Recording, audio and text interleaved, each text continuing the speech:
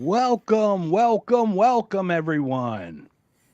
Jason, how Good are you? evening, sir. How are you Good today? evening. I'm doing great, man. How are you? It's been 2 weeks. I'm good. I feel rested, relaxed. I'm ready to go. Very nice, very nice. I had to have a fill in for us, unfortunately, so we had to do it that way. But Yeah, did we're you gonna survive? try. How did it go? I caught the It end of it.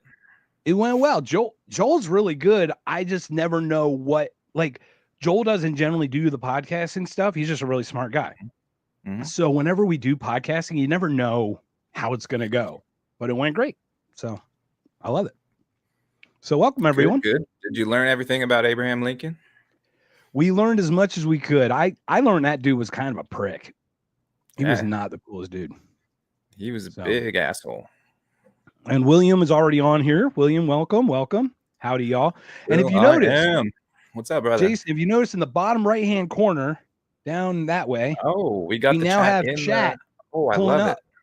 So what we did was we kind of rejudged everything a little bit and did all Hmm. that. So every once in a while, we'll put up the banner. Once again, Jason is at Drop the Mask channel on Rumble and at Hmm. Drop the Mask Pod on X. And we are If by Whiskey. So welcome everyone. We already have 5 people on. That's awesome. Thank you so much. We've been starting to get a lot of people on when we start. I love that. So thank you to everyone who's joining us. Jason, what do we got today, my friend? Yo, we're going to be talking about all the different things going on in the right wing media because there's a whole lot. You've got everything from James Lindsay, who we've spent 3 episodes now talking about the woke right and all that bullshit. We got Jordan Peterson going off the rails. We got what's going on at the Daily Wire, the Israeli Wire, as some like to call it. There's all kinds of shit going on. And then if you look at, the kind of the old guard, the Mark Levins, the who else is in that? Tucker Carlson. It's all a big mess, really.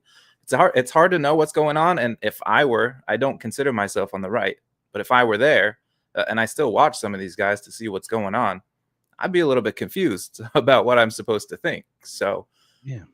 yeah. Yeah, and this is one of the first times I can say where okay, so there's the most divisive the nation's ever been, but like the people in the middle, the ones that actually matter, the swing voters, when I say like those people that voted Biden in 20, Trump 24, like those are the people who are looking back on what the hell did we vote for?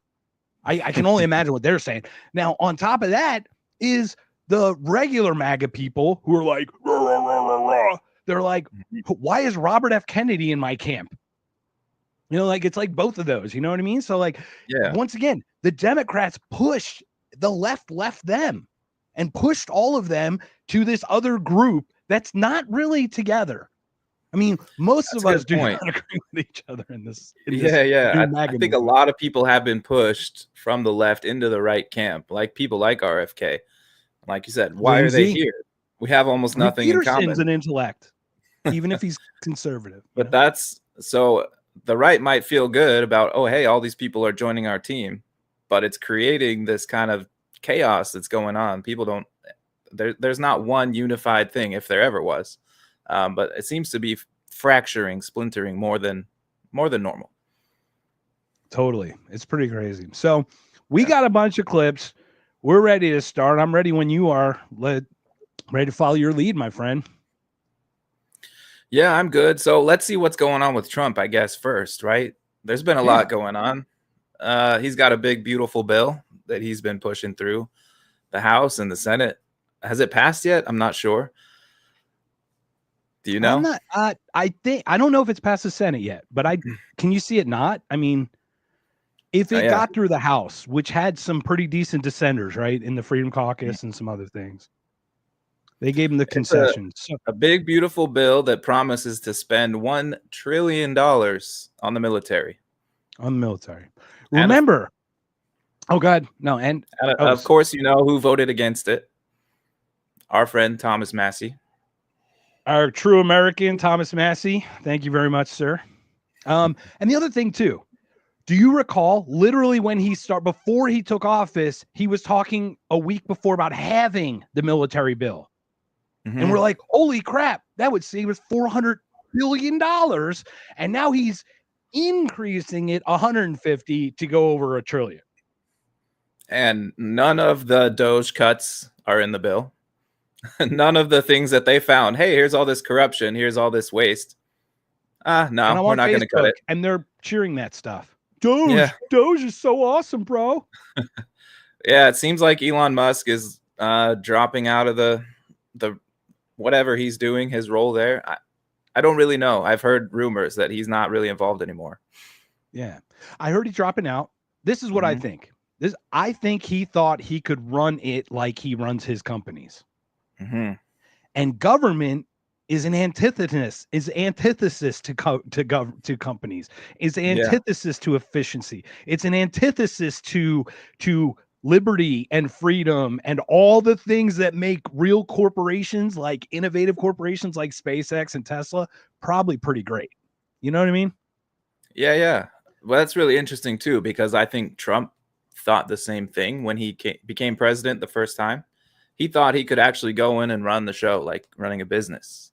Yeah. But of course, that's not how it works. You know, even if it were functioning as it should, there's supposed to be checks and balances, people that can stop him from, wielding absolute power. This time, it feels like he's just ignoring that. He's like, okay, I'm going to do it anyway. Oh, I am for IM says it passed the House. Spending can pass with 51 votes. The balance won't get 51 and will get altered. Okay, so we may have some tweaks to the bill in the Senate. Okay. And then that's where it's going to get interesting, right? Let's be honest. Those tweaks come back to those House Freedom Caucus guys. How much of a sword how sharp is their sword, and how much are they willing to actually land on it for the country? This is not for their constituents. This is a huge thing. Now it's going to get through, right? We know that. But this is ridiculous. $1 trillion for the Pentagon after failing how many? After failing how many? After the 2.3 trillion that Rumsfeld lost, after the 7 trillion that they couldn't audit. I mean, come on, man. Come on. Yeah. So, where I was going with the Trump thing. Yeah. He thought he could be president, right? He thought he could come in and run the show. That's not how it works normally, but even if he could, there's the deep state behind him, which is really just the state. But there's people that run things. The president isn't really in charge, and we kind of learned that between Trump and Biden. Like Trump, they stopped him at every turn, right? Biden had his brain completely turned to mush. So he wasn't obviously running the show. He was not. Someone is. And definitely so. And I'd argue it was Blinken and Sullivan and the State Department that just were running the show and just ran it horribly. I mean, this stuff you can argue, Trump's doing action, but it's like, once again, you and I would argue, what kind of action is this? How authoritative is it? How whatever? Could it be net beneficial? Sure, but net beneficial and tyrannical can still happen, right? The definition of net beneficial has to do a lot of work, because net for who? Exactly. Right? And that's what it is. Government takes and redistributes. It makes not a thing, people. It makes nothing. We cannot stress this enough. So, okay. So this bill's about to come, and Thomas Massie, our true American patriot, on this Memorial Day. Hey, welcome everybody on this Memorial Day. Once again, Jesse, I know Jesse served. Thank you for your service. To all the military servicemen and women, thank you. To the military government, go fuck yourselves. But that's my one. So here comes Trump, and this is what's beautiful about this conversation. Trump talks about Massey and Fiscal Hawk, and like, it's such a beautiful thing just watching this guy dance. I mean, is he a car salesman or is he a car salesman? What is he? Come on. All right. You ready for this? I'm ready. All right, here we go. Say it. I'm a fiscal hawk. I'm a bigger fiscal hawk. There's nobody like me as a fiscal hawk. Said that has more deficit than Biden did, and this bill kind of. Because we have to fix the country. Do you think that Thomas Massie is correct in saying that this is adding Biden? No, I don't think Thomas Massie understands government. I think he's a grandstander, frankly. He'll probably, but we don't even talk to him much. I think look at Johnson's face. He's just like trying to hold it in. I don't think he understands government. If you ask him a couple of questions, he never gives you an answer. He just says, I'm a no. He thinks he's going to get publicity. And you have that. You have that. They've got some too. Go ahead. Mr. President. I'm the biggest fiscal hawk you've ever seen. I'm a fiscal hawk and you're a fiscal. Like, it makes me think of that chicken hawk thing. Yeah. Right? Do you ever watch cartoons? Like, I'm a chicken hawk and you're a chicken. Like, I just that popped into my head. He's like, "Bop, bop, bop, bop, bop, bop." no one's a bigger fiscal hawk than me. No one's a bigger fiscal hawk than me. I'm the best. I don't think he knows what that You means. just started going to $1 trillion with your military budget. Oh man, Yeah. this is great. So we I think start he the thinks that show with means this that they beautiful spend the most fiscal money. hawkness by Trump. Yeah. I think he thinks that means I spend more money. That's what a fiscal hawk is. I think that's what it is. It's like, I spend money for government because that's what government's supposed to do. I don't think he understands what government means. Yeah, and it's odd the level of understanding he has for some things, and the things he just does not. He doesn't know, because he's at this level where he has how many layers of people doing all different tasks that you and I are like responsible for. Like, my electric bill is due. Like, I got to worry about it. I don't think he's worried about his electric bill the way I'm worried about my electric bill. You know what I mean? Like, Yeah. those kinds of things. Like car oil changes. Does he concern himself with such things? I do not think so. And then when he gets somebody in his ear about tariffs, he's like, well, somebody shot at you. You must be like McKinley. So I guess let's do tariffs. Abraham Lincoln loved tariffs, so I'm like Abraham Lincoln. Oh, that honest Abe. And once again, thank you, Joel, for being here last week. It was a great time. We had a really good time with that. So we go from Trump, who's like, MAGA. We're going to shift gears. Who are we going to talk about next, my friend? Well, we're not quite shifting. We're still going to be talking about Trump, but somebody else has been commenting. This came out about a week ago, right? Yes, this sir. surfaced from a concert. Bruce Springsteen talking in another country. By the way, he was not even in the United States talking about this. But this is, so I work with people from Europe pretty regularly, and this is kind of their level of understanding of what's going on. This is what they hear. They hear the CNN version that everyone is a Nazi and blah, blah, blah. It's just like, and this is what you're going to hear from old Springsteen here. Yeah. So, well, let's paint a little context here. Does everyone remember a little podcast that Bruce Springsteen did? Oh yeah, who was that with? It got canceled. Like, it was really crappy. It was a really crappy one. Oh, that's right. President Barack Obama. These guys were in, I don't know, cahoots. One would say they were canoodling and snuggling, all soft and warm and fuzzy, loving America.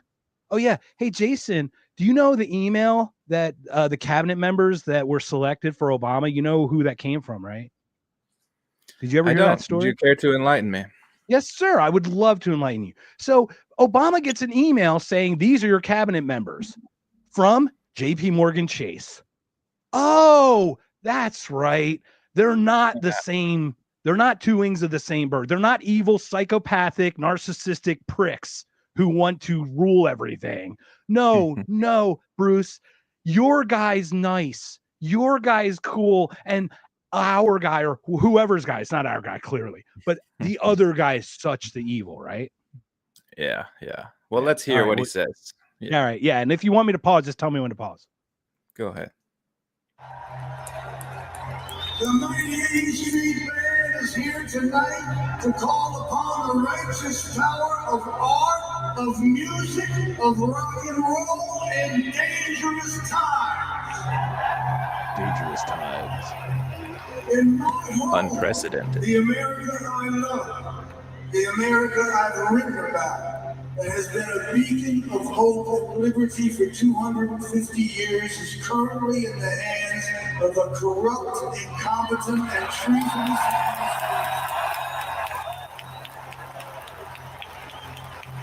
Tonight, we ask all who believe in democracy and the best of our American spirit to rise with us, raise your voices against authoritarianism, and let freedom reign.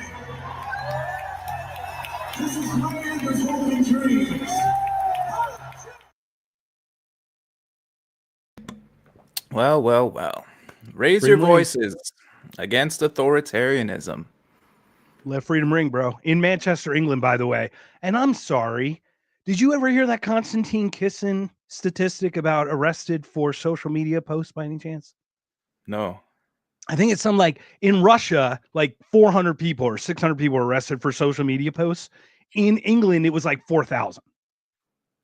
Yeah. And you're like, where's the speech? Like, this is all an illusion, everybody. You know, you gotta Therefore, Putin is the evil dictator. Yep. That's Putin's. And what's funny is, okay, really quickly interjection about the Ukraine war. Scott Horton goes on Piers Morgan a week and a half. He talks about this thing called the self-licking ice cream. We've talked about it before, but Putin is literally in self-licking ice cream mode. Okay. He's taken over this whole area. Ukraine is decimated. America's out. All he has to do is go over and take that whole portion where Odessa is and all that, and it's all done. He can stop, but he's here right now. He still has to do this part. He continues and he makes us look bad because it's like we're not just none of it's justified. We just know how world leaders go. And then Trump, what are you doing, Putin? I thought I knew the guy. He's killing people. I'm like, he's a leader of his people. What do you want him to be? Like, no, to be clear, Putin's not a good guy. But just like this is the logic people have. Oh, well, because the news says Russia bad. Because Trump worked with Putin and he talked to him at one point, well, obviously he's an evil dictator. It's just that is the level that people understand the world. And it's crazy. That's crazy. What we're trying to do here is trying to help people get out of that, right? Yeah. So you pulled this clip because we talked about Springsteen, right? We're continuing on to this whole theme. With Springsteen, though, before we move on, I just like he's not 100% wrong, you know? Like, yeah, Trump is doing some really authoritarian shit that I don't like, but this is not unique, right?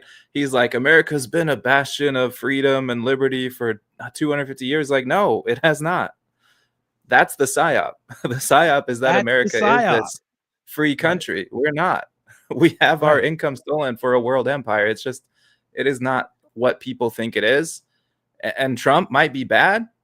But what bothers me about this is that he doesn't see it anywhere else. Like we only see Trump bad. Look at Obama, look at Biden, look at Bush Senior. You keep going back as far as you want. Like they have all been bad. They've all done authoritarian things. They've all started wars. It just, I don't know, man. I'm getting angry here. I want you to get angry, man. Channel that anger. Yeah. Channel your hate, your hatred. No, this is perfect because it's true. This is the thing, man. He's like besties with Obama. Obama had the most drone strikes. Obama murdered a 16-year-old and not he murdered a 16-year-old American citizen. And when asked about it, they said, well, his dad shouldn't have been such a bad guy. That's the response, man. That's what kills me. Like this, they are all why can't art should speak against all of it. It shouldn't speak on a liberal, it will be more liberal, but it should speak against it, whatever it is, this thing coming this way. And Neil Young, COVID, and then he does this, and now he's on the side with Springsteen. He's like, dude, you're really picking every losing side, man. Really? Like, why? Pick the Rage side Against that's the right. Machine. Yeah, exactly. Like, it's crazy, man. It's totally crazy. Like we're anti-establishment, but like, no, you are promoting and worshiping the establishment. That's right. The liberal government. The liberal government is the establishment. Yeah, they become the monster, right? It's a Nietzschean thing. Like, and we talk about this. This is where the state of the woke right media has become, is they've gotten a little bit of an anchor hold, and now they're trying to pigeonhole everything and wedge it all in there all as much as they can before they lose the power. And it's almost like, you know what? Maybe you should stick with the idea. And good ideas don't lose power. Good ideas tend to stick around. It just works. I don't know. Call me crazy. Bad ideas, unfortunately, also tend to stick around. Once they're in It's really hard because they're sold with some degree of like, this is going to do good for poor people or whatever. And it's just like, oh, well, now you want to take that away. You must be evil and hate poor people. It's like, no, it's not working. Look at it. Come on. Yeah, it's unbelievable. It's totally crazy, man. All right, so once again, William has a we've comment got here. Oh, good. He said, I'm so done. I think I should sell, move to a ranch, build a bunker. Rather than get off my lawn, it is stay off my property with a rifle cocking sound. Yeah, man. That might be the best thing for all of us at this point. Find your land, defend it to your last breath. That's all you can do. Yeah, but then the ATF will come and set it on fire, and then they'll shoot your dog and go down in a blaze of glory. You know what? It's better to burn out than fade away. All right. I think we can move on. So Trump has been saying some stupid shit, like, fighting with Thomas Massie seems to happen a couple times a year. He has a new feud with Thomas Massie because Massie's actually principled and Trump just wants to do whatever the hell he wants. And it's always on that spending bill. Guys, listen to me. I'm going to do the math for you. It's very simple. I was at Freedom Fest. Thomas Massie. We're going to use $1,200 because I think most people got $1,200. We'll just use that as a base number. Okay. Mm-hmm. That $1,200 was only 5% of the entire spending bill. So think about it. You got $1,200 in your pocket. Ask yourself, where did the other $22,800 go? Because 1/20th, 1,200 times 20, right? 1/20th is 5%, is $24,000. So each of us put in $24,000 into the bill to get out $1,200. And we blame the Democrats for the inflation. I'm not part of that. You guys got away with that? Like literally, I don't know how you got away with that. Like the economics on that. 6.6 trillion in 2020, guys. 6.6 trillion. Who was president in 2020? I can't remember. Yeah, exactly. Warp speed. Yeah. The initial 2 weeks to stop the spread. Yeah, we'll do it. And that was, you know what? That's the Trump that I don't like. He's the negotiator for that part, and he'll negotiate liberty rights. He'll negotiate liberty and freedom in a net better way, but net better once again to your point. Right? Net better for who? Better for who? This is a Trump we like, though, right? This next one, yes. Yeah, the next one we're going to So he gave a speech in the Middle East to a bunch of the leaders there. I don't remember where exactly. Was it in Saudi Arabia? I think it was Riyadh. I think you said, yeah. In Riyadh? You had it. Oh, yeah, it was in Riyadh. So. Yes. Clearly a prepared speech because it's very different from how he talks just off the cuff, but we'll see it. Let's just get into it, I guess. Right. And I'd like to preface this too, because like, you know how we talk about Trump, like, oh, he talks about Putin or whatever. World leaders have a mental issue. Can we be like, you have to be wired a certain way to be able to handle that position. Can we honestly say that? Like, not everybody's geared to handle that. And you have to be kind of a unique individu. So you have to be wired a certain way to want that position in the first place. Exactly. So you need to be smoothed over and buttered over and cream. You know what I mean? You need to be all zhuzhed and all that. When these leaders talk to each other like this, remember, they're speaking in their language, not ours per se, right? So the message is better than the ones we've had for the last 30 years. So I'm ready to play it, my friend. You ready? I'm ready. All right. Future where the Middle East is defined by commerce, not chaos, where it exports technology, not terrorism, and where people of different nations, religions, and creeds are building cities together, not bombing each other out of existence. We don't want that.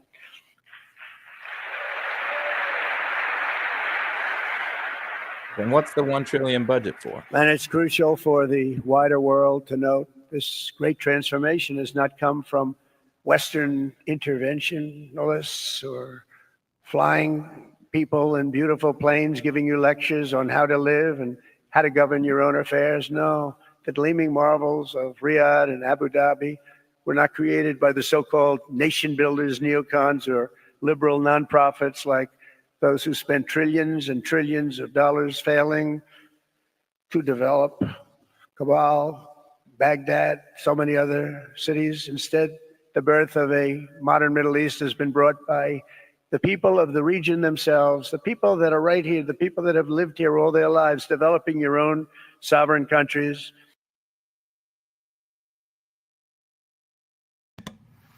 All What a right, great so message. good stuff, right? All of that. Holy Yeah. when did Ron Paul join the Middle East? Yes.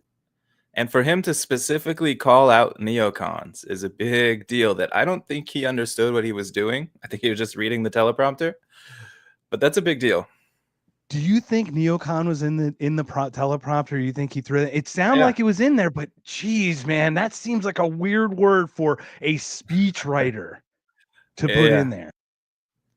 I really want to know. I know other people have said this. I really want to know who wrote that speech, who's behind this, because this is good. This is good, Trump.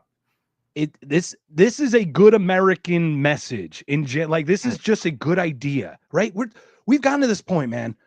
Everybody's crumbled. No, there are no heroes, guys. You can admire people, think you get friends. That's not about this, but there are no pure heroes. Everyone's flawed. So we just take the good from what they have. Like when you talk about Peterson, there's still value. There's still some value there. It's just not all value, you know? So separate the wheat from the chaff. Was this still when he was trying to become Pope? Was he still in the running at this point? Might have been actually. We need to be peaceful. No wars. That's pretty funny. Oh man. But So, man, yeah. this really, I don't know if this pissed people off, but this got people talking, right?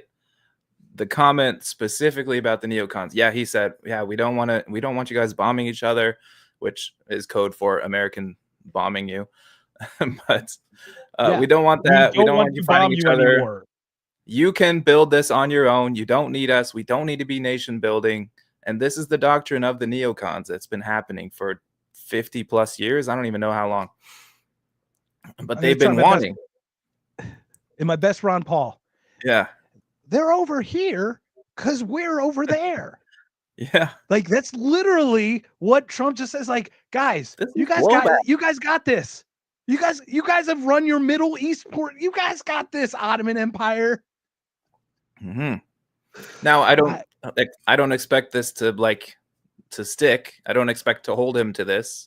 He's gonna, next week we're gonna find out he bombed Yemen again or something. It's not like he's going to stick with this. This is a speech someone wrote for him, but again, yeah, going back to the neocons thing, people have been talking about it. This is maybe causing problems for the right-wing media who are used to being like, whoever the Republican is, we're going to say he's the best because we can get away with what we want to happen behind the scenes. It doesn't matter, Republican, Democrat, really.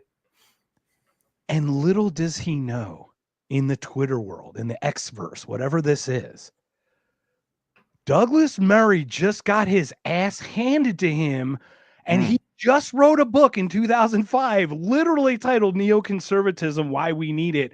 And the president of the United States is in the Middle East, the place that you and I, our childhood, our livelihood, it's our Vietnam, whatever you want to call it. It's our albatross for our generation. He's literally saying the neocons. He's literally calling them out as they're trying to gain this power with Israel and all these other things. It's like, I don't know if it was intentionally or not. It's like, I really need to know. Because it's like a jab. Speaking of, these right-wing people, Mark Levin wrote on Twitter the other day, neocon is a pejorative for Jew. You're a moron. It's just. What do you mean you're talking about this? What do you mean we can't go to war? What do you mean we can't do this? I'm so sick of it. Oh my God, this is such a crazy fucking thing. We gotta do this. That was much better than mine. Yes. Sorry, everybody. Mark's going off the rails. He's on the third rail. Did you see Rectenwald called him out because he misspelled? He wrote pejorative and prerogative or something, and then he deleted it. And then Rectenwald, Rex, I made him delete it. I made him delete his speech. It's like, It's hilarious, dude. It's like, this is not a real place. When Dave Chappelle's like, this is not a real thing, dude. This is not a real place. It's unbelievable what we could get away with on this thing. We're talking to people like that are actual like famous people. You know what I mean? Like Bridget Fetisi likes one of your posts, and you're like, "Holy, what? Bridget Fetisi likes one of my posts? What? I made a funny? Like, cool. You know? It's like, this is such a crazy time, Sam. Don't you dare use the N-word. Oh, when he said, "Oh, the N-word again." Oh, you've never been. And we're gonna get there again. So, right-wing media, Trump wins, and it's once again, these people aren't together. They got all pushed together from a really crappy left side. And the Democrats are clearly to blame here. And I don't know how or why or whatever, but it is literally whatever the Democrats did in this election. They just played everything they could do. They did wrong. From like, what's the Biden thing now? He's had cancer. How long do you think he's had cancer? A long time, guys. A long time. How long's he had dementia? Even longer. Let's not kid ourselves. This is unbelievable. So it's just interesting. Full Jake Tapper. Yeah, yeah, capitalizing on both sides, and he's actually in the circuit trying to step up. And we didn't clip the Megyn Kelly stuff, but I watched it, and it's gold. But how does this guy even get away with it? How dare he?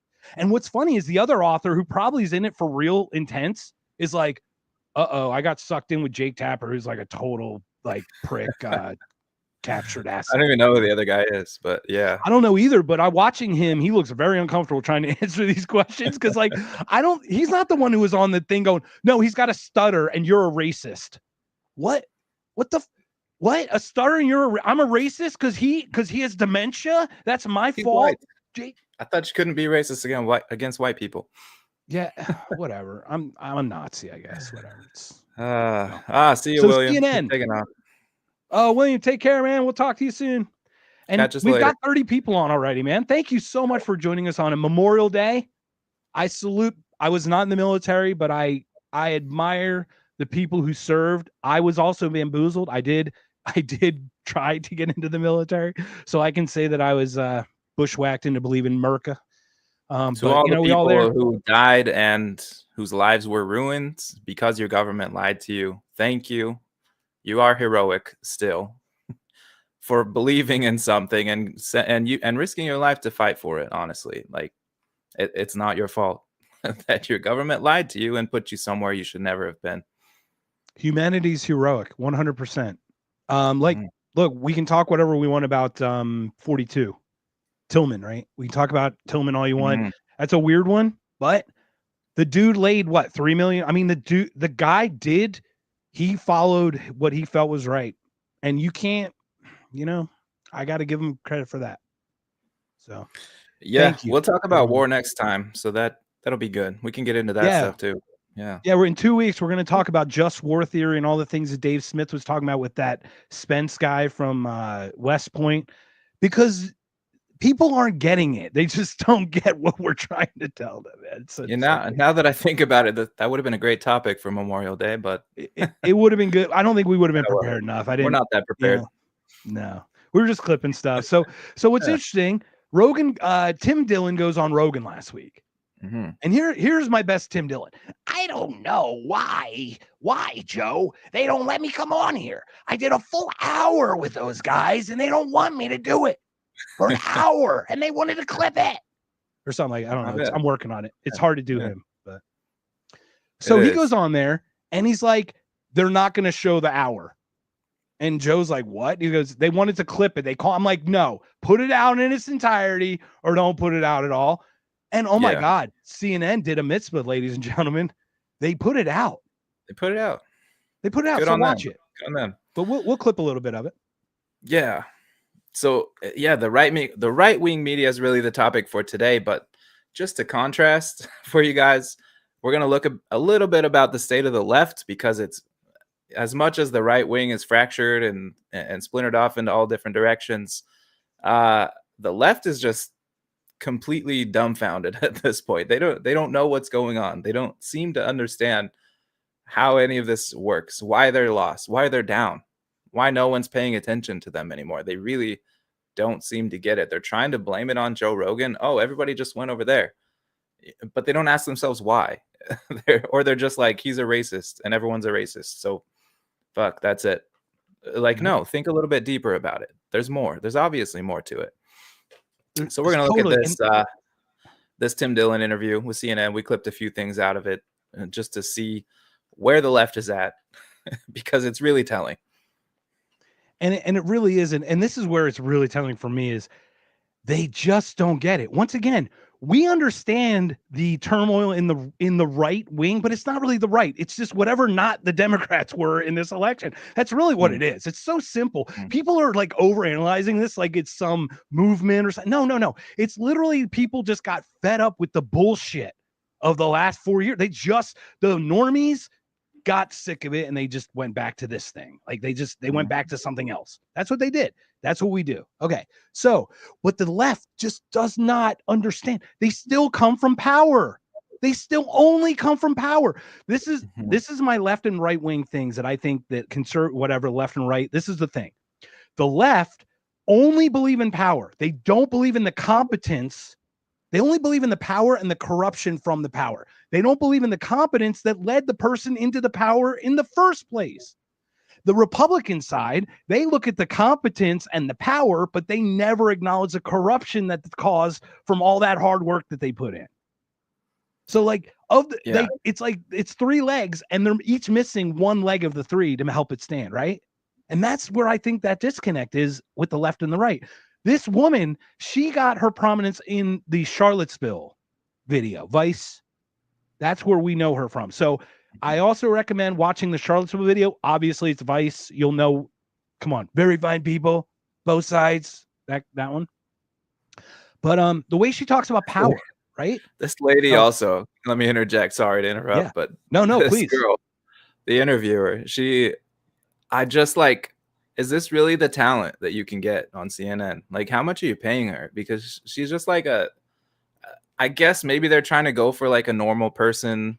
Like, hey, we're just regular people. We're not these like, power elite people on Wall Street. And, it's just like, okay, maybe they're trying to go for that vibe, but she's really just there. Like she barely exists in this interview. You know what I mean? Yeah, 100%. And the more she asks like these passive type questions, the more it's like clear how weak the position is. You know what I mean? Like she's kind, but it's like there's no oomph behind what she's at. She's just asking, well, are you going to use the power that you earned? Like what? Like what? Are you going to use, you know what I mean? Like we've lost some power, therefore you guys have it, right? It's your power. Right. Like why aren't you bombing people? why That's exactly right. All right, man. I'm going to start this one. This is about the new establishment, I think, right?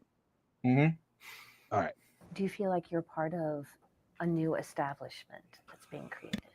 I don't think I'm part of a new establishment. I think it would be pretty difficult to look at these podcasts. I know it's a popular thing right now, especially in certain media circles, to say that after running an incredibly unpopular candidate who was introduced very late in the race because an elderly man who could not be the president, who everyone told was functioning as the president for 4 years, decided to, this wind is wild, huh? Yeah. See? But this was a very specific circumstance in which Kamala Harris ran for the presidency. Yeah. She was somewhat unpopular and she was not a star in Democratic politics before this at all. And her communication strategy was pretty weak. I think most people have admitted that. So to hang this defeat all on a few pretty weak and to say that they were the problem, I just don't buy the narrative. So I don't think I'm a new establishment. If you weigh, again, a few comedians with podcasts versus all of the people that supported Kamala Harris, Democrat donors, billionaires, big people. If the idea is that me and a few comedians have more power than multi-billionaires, huge media institutions, a whole political party apparatus, I just don't think most people are going to buy that. I think it seems like a great way to excuse running an unpopular candidate on a platform that American people weren't sold on. So to give the devil his due here, just to make sure we know what we're talking about. I watched this whole interview. She did not ask about why Kamala Harris lost. She only asked, what's going on? Are you guys the new establishment? And he tied it back to Kamala Harris, which it's a fair link to make, but I don't think it's exactly what she was asking. You know what I mean? 100%. No. Yeah, absolutely. This is the point. They think that they just lost the power. Mm-hmm. They just think that it just magically went to the other side. And they're not concerned with why at all. And I don't know how you can't be self-reflective as to what could I okay, we get in a car accident and it's hard to determine exactly fault, right? It's he turned on a late yellow and you were going through a red, you know what I mean? It's just bad accident. But sometimes you look back and go, yeah, maybe I shouldn't have gone through that light, or maybe I should have stepped on the brake.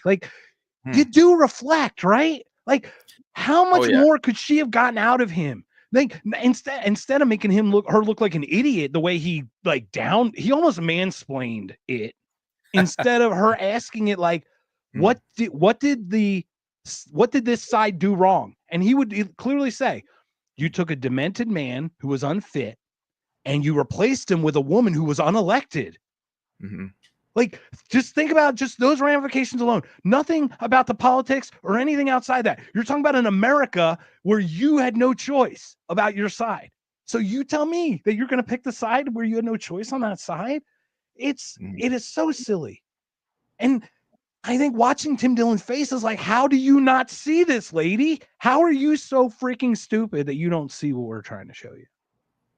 Yeah, that's that's really where I was going to try to get to is yeah, she didn't ask that, but that's kind of the underlying question. It's why are we losing? And they cannot seem to understand that we did something wrong. Not we, they, Right. You know Right. We from their perspective. From her perspective, what did we do wrong? Why are people going over to Joe Rogan? They cannot figure it out. They think it's just that this, this disembodied thing that is power has transferred over. And now it's suddenly, it's over on the right, as much as you can call Joe Rogan the right. Right. It's suddenly transferred over. And it's just no, it's because you guys are lying. It's because we know you guys are lying. It's because you work with the power, not against it. As a journalist, you are not supposed to be on the side of power. And to think, and again, this goes back to the Springsteen thing too, to think that only Republicans, only the right can use power in a bad way. When it's done on the left, it's fine. No, it's all bad. It's bad on both sides. Right. And really the same things happen left and right. It doesn't really matter who's in power. And we look, and literally, if you just look on a piece of paper, what were the three biggest issues? Prices, immigration, and trans something trans something. It was definitely that whole thing. Okay. I definitely know it's the parents that were I just can't have my daughter getting beat up by a boy. I just can't have that.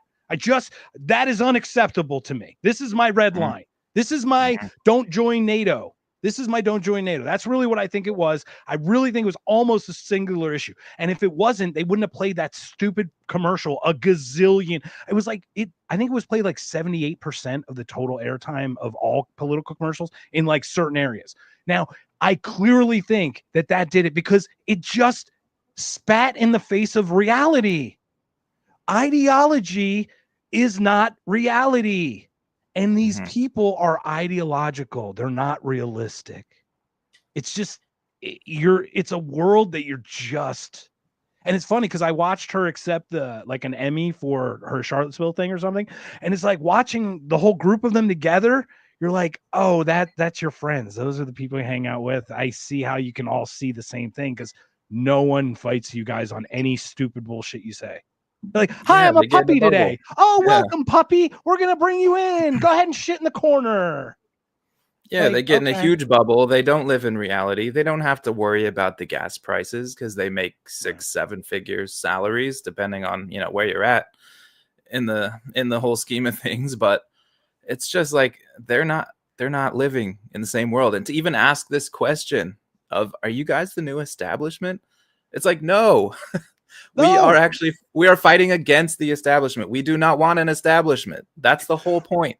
That's the whole We thing. are the reason that you're talking about us. Or I'm sorry, Yeah. the establishment is the reason you're talking about us, because we are not them. That is exactly what you're doing. And watching these people, but it is those people at CNN just can't get out of their own heads that they think they own this thing. They own nothing. The only value they had was the coverage they had in a war we shouldn't have been in. When in wars in Iraq, that was literally what brought them to prominence, and it destroyed America. And I just watching these people act like, oh, are you that? No, you are, and we're fighting you, and you lost. Now you need to circle your wagons and figure out what you did wrong and try to get it back, because you can't clench a fist. It's the tighter you clench a fist, the more systems slip through your fingers.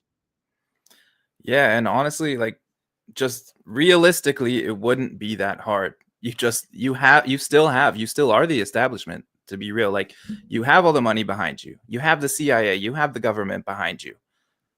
All it would take is you to be a little bit better at the game and making people believe you, and not just being so blatant and dishonest. Just tell the truth a little bit. Make it at least sound feasible. You've completely lost the plot. You completely made it into like so obvious that you're lying and you're full of shit that no one believes you. That is why people are not tuning in. If it was realistic, if you would at least like say some true things, people would be like, okay, maybe they're not always wrong. Maybe they're not all bad, but it's just like, you're so blatant and so crazy with it. So out of reality. You cannot expect to keep people tuning in when it's so obvious the disparity between reality and what you're saying. It's unbelievable. And the next one is this clip. This next one, I love it because I literally had to call an epiphany. She says she has an epiphany, Jason. Well, at least she has something. Yeah. But then we have to listen to what her epiphany is. This is beautiful. All right, I'm just gonna play it because it's like an epiphany. Oh yeah, you're so insightful. All right, let me play it. Let's go. Epiphany, like in this interview, is like, I wonder, it is possible that maybe the journalistic fixation on the whole podcast thing is partly like, you guys are kind of taking our jobs but not doing the shitty part. Is like the uncomfortable thing in the room that sucks. Like, are you bad? Just like are the journalists doing that? Are maybe they not. doing Maybe that? not. Are enough. they doing the "Are you bad"? Is that what journalists? I have to doing? do the "Are you bad"? Sure, but is that what is your view of and it's a fair question. Is your view of mainstream American journalism calling out powerful people? Is that what we? Oh, that's the best part of this whole thing, honestly. What? Is that what we're doing? Is that what you guys are doing too? Jake Tapper? Is that Jake, really? He's got a stutter, Jake. He's got a stutter. Are you really calling out power? Is that what you're doing? Are you really against them? She just told Tim Dillon, I'm going to argue her senior.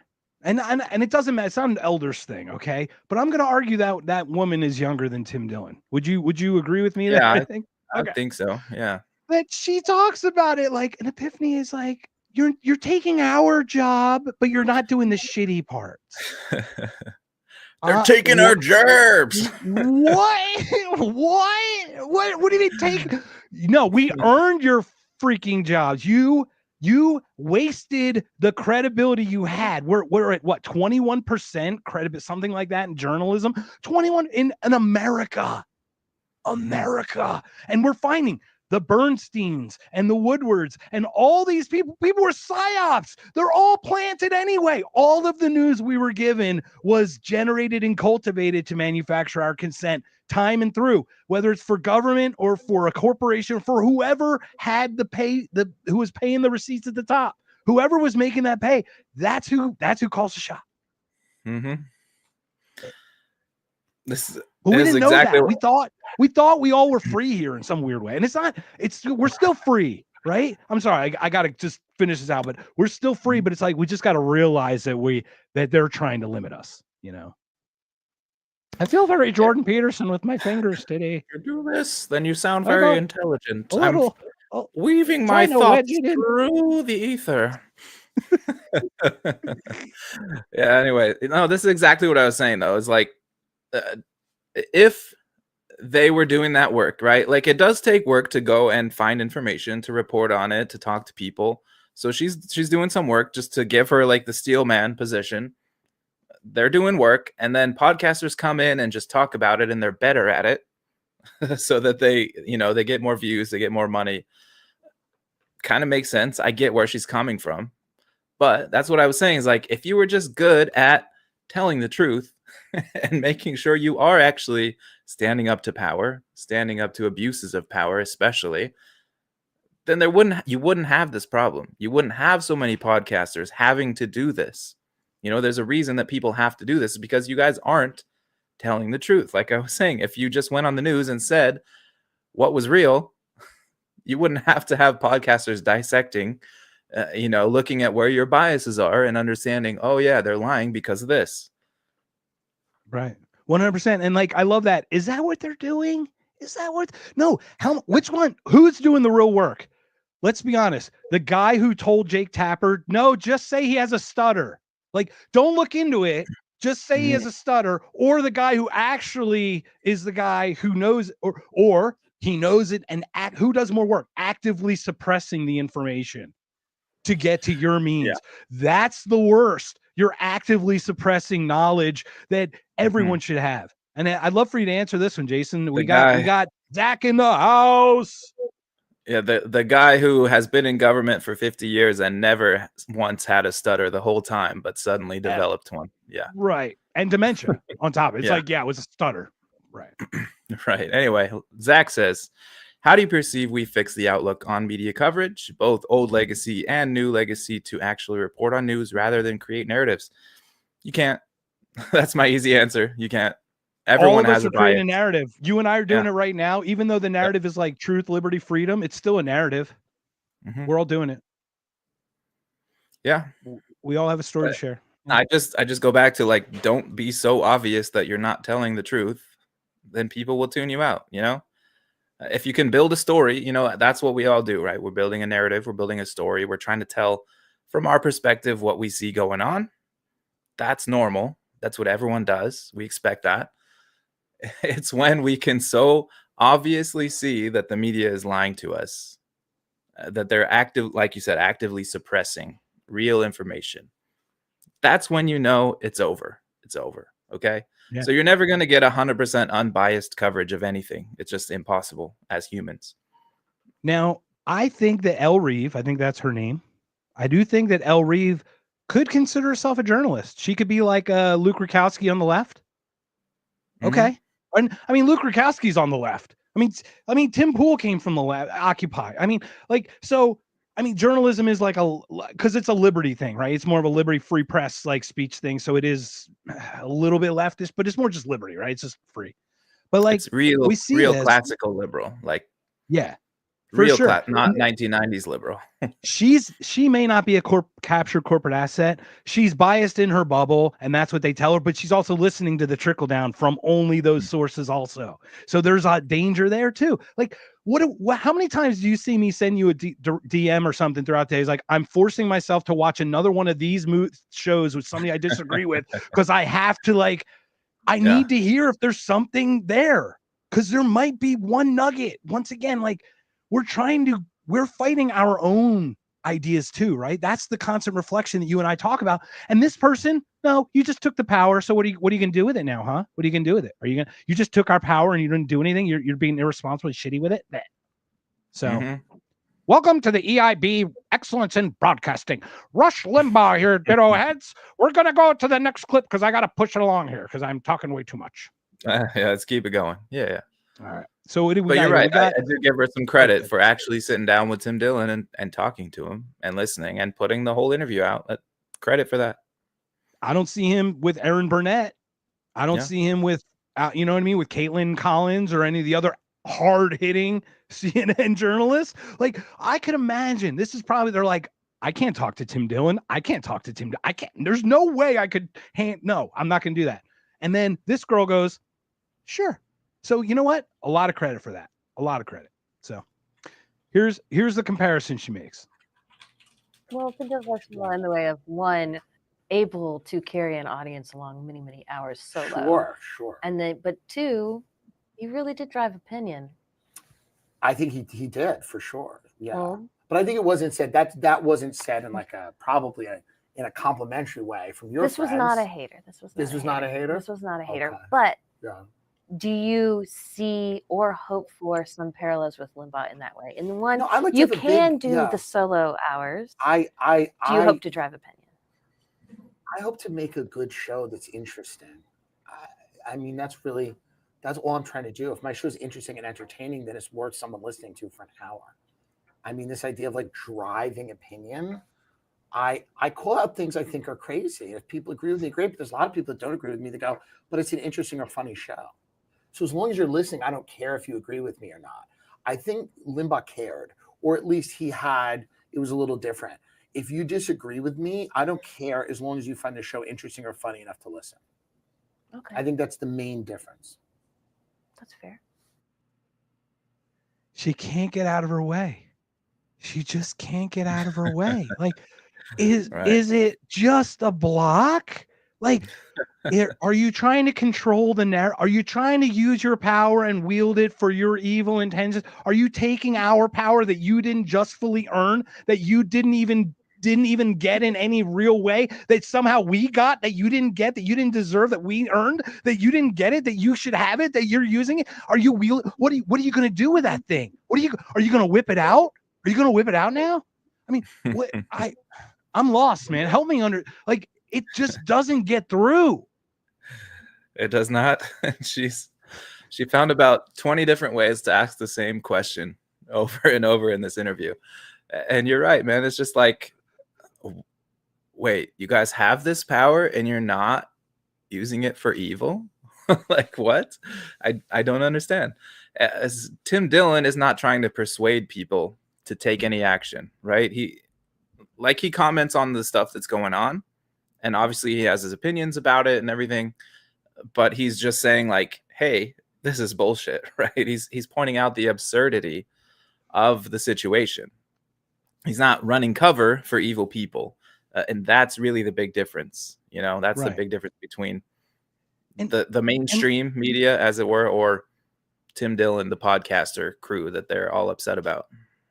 And because the structure of a show has like, we're going to talk about topics, his are not all political. They're not all everything. They're so all over. It's like what we talk about, like they're all over the place, everybody. Joe Rogan, same thing. Just talks to everyone who interests him, you know?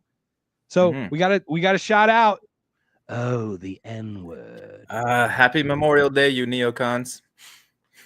Happy Memorial Day, Jesse. Hey, thanks for serving, man. We're so glad that you came back in one piece. We're happy that you're with us, man.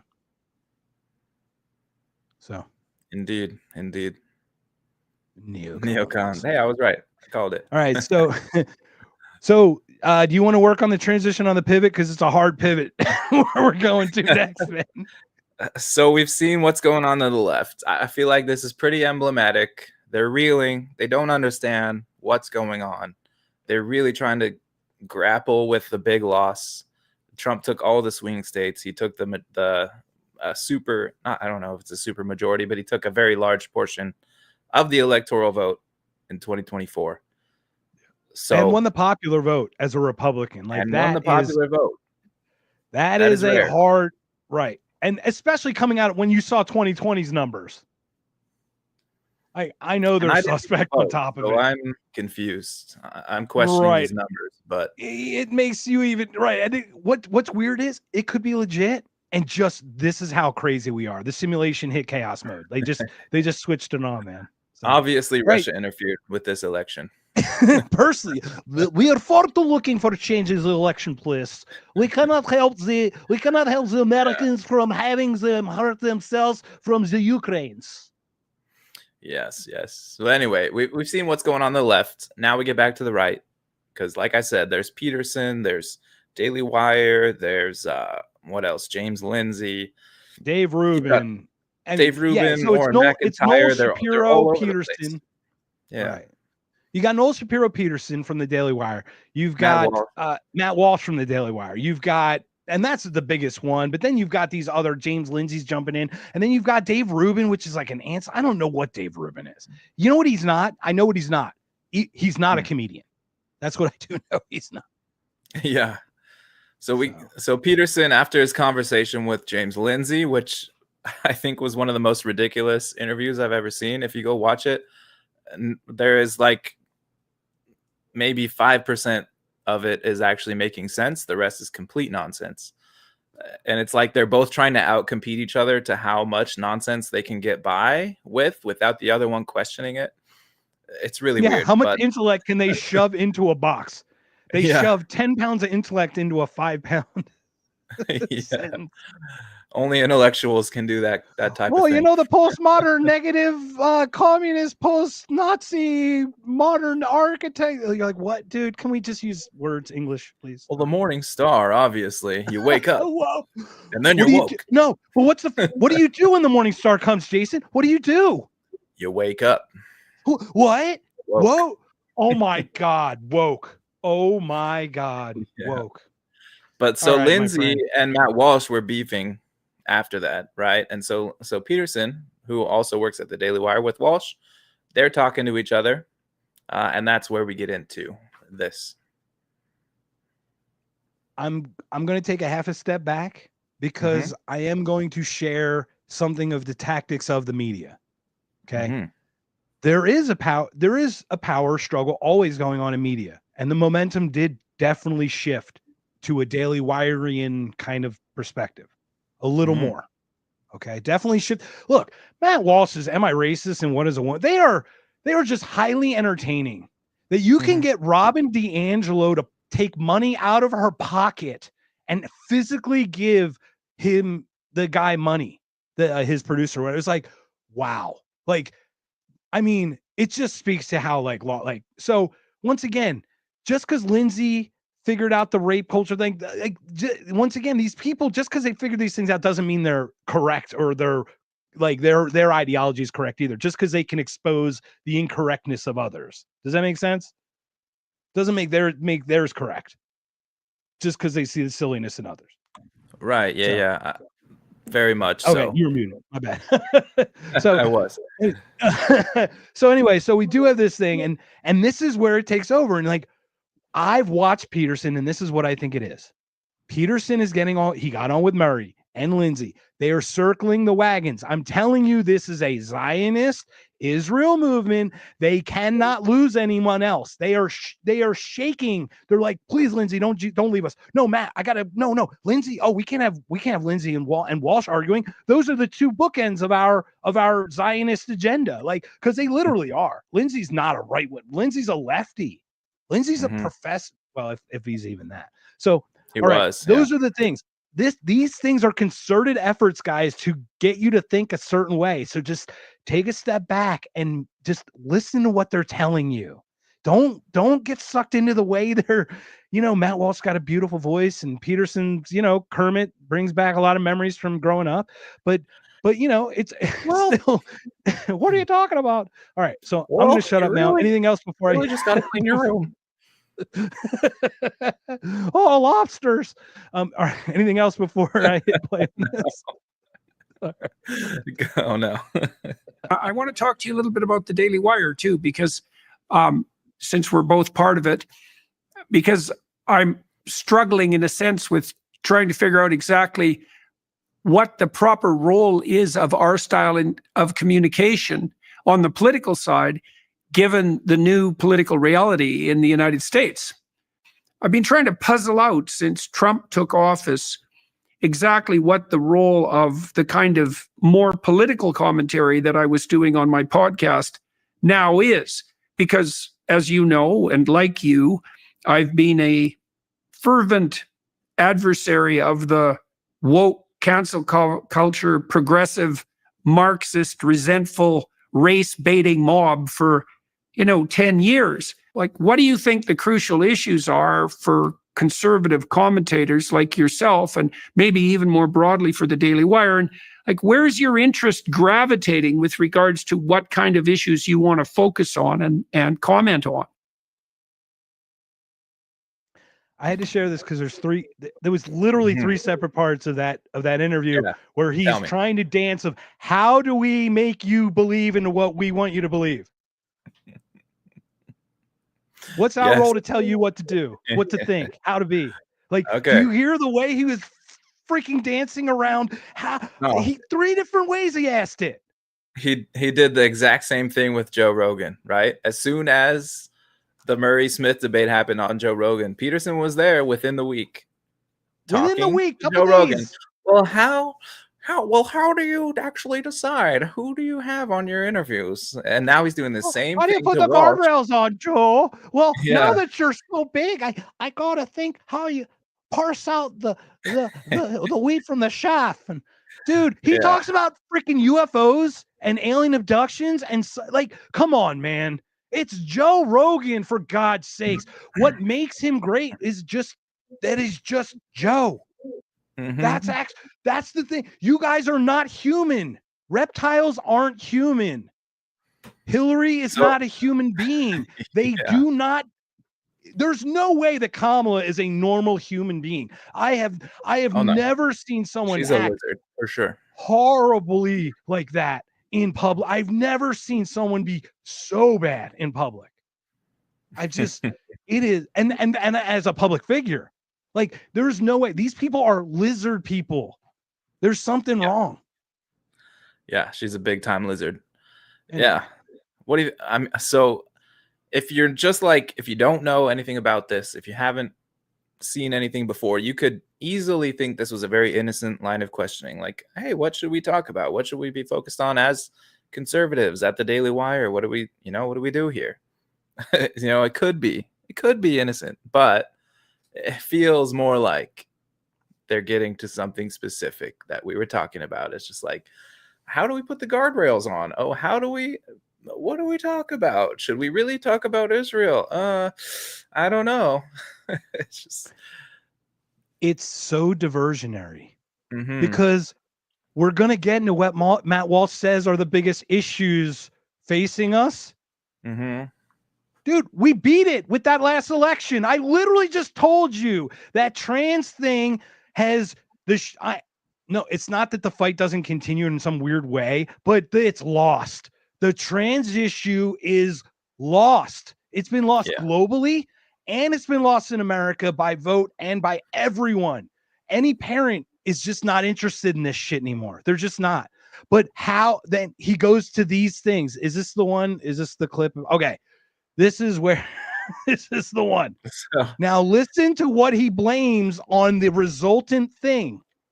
He says it twice, the cause, and then I'm gonna ask you after to use a different word and see. Let's see how these things jive, because this one is the one that really stuck out that I don't think people are talking enough about. I really do not think that they are not talking about this clip. That if he didn't say the cause twice, you would be like, oh my gosh, he's talking about this other thing, right? Pretty much. All right, so let me hit play. Let's let the audience decide. And once again, we've got 30 plus people here on a Memorial Day. Thank you so much for everyone being here. Jesse specifically, if anyone served, please jump on the comments, jump in the chat, tell us that you served so we can thank you for your service.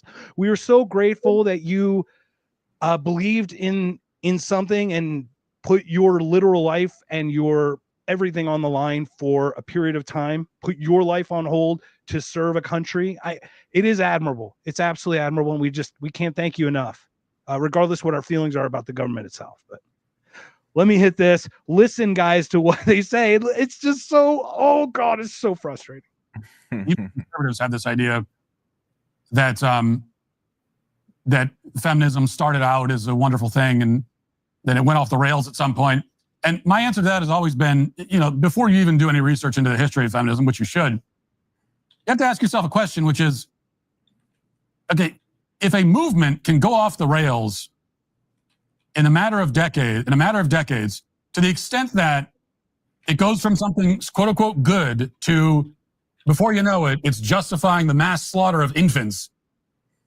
Doesn't that tell you that there might be something wrong with that movement fundamentally? Like if it can go that wrong that quickly to that extent, then obviously there's something fundamentally wrong with this thing. Slaughtering infants, you say? What could that be about? Okay. Yeah. So like there's two words you could replace feminism with. One's an ism, one's a nation state, an ethno state. You just replace, Zionism, decades it was good. And if you can justify the slaughtering, then you're thinking about what are we backing this? He literally says exactly what Israel are doing.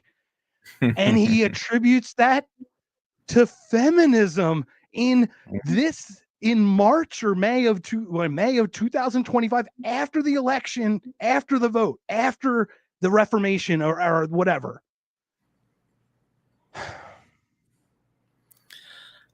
Yeah. So if we even take this at face value and look at feminism, is that really one of the biggest issues that the right is facing? Do you think in 2025? And they talk about abortion. Okay.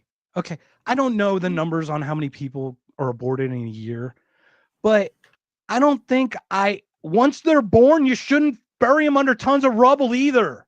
Maybe that's probably a good idea too. Jesus. Yeah. That sounds like a leftist argument almost, where they're like, oh, you only care about pro-life until they're born, and then fuck them. And they demonstrate it then. Yeah. You know what I mean? Like, come on, man. Those are the Christians, and Jordan Peterson can't call himself a Christian, of course. But these are the guys. Like that clip. You're listening to Matt Walsh of the Daily Wire, who's literally under the biggest fire for their pro-Zionist and anti-Zionist movement, whatever they are. And he goes, yeah, slaughtering women and children, feminism. Yeah. You can only give so many passes for like ignorance. Like we do make mistakes. We do see this is ideological capture. This is capture. This isn't a belief. This is clear capture that he would lose everything. And what's funny is I think if he left the Daily Wire, he'd be like Candace. He'd actually do better. Peterson, you mean, or Walsh? Walsh. Well, probably Peterson. Probably both. But Peterson's struggling. He's always struggled. He's always had weird issues. It's probably down to being a Canadian, to be honest. It's really tough there. But the thing is, he did invest all that in the academy, though. So if that is a flop, if that doesn't bring back returns, is this like Trump University where? Oh no! Not another failed university. Trump and the Trump Peterson Academy. Oh my God, we should totally do. You and I should do a commercial, an infomercial for the Trump Peterson Online Academy. Oh God. It's going to be the greatest. I mean, Trump will tell you it's the greatest. How many years until Sam Harris is like, well, I don't care if Kamala Harris had the corpses of dead kids in her basement. The thing that Jordan Peterson did with Peterson Academy is just so bad.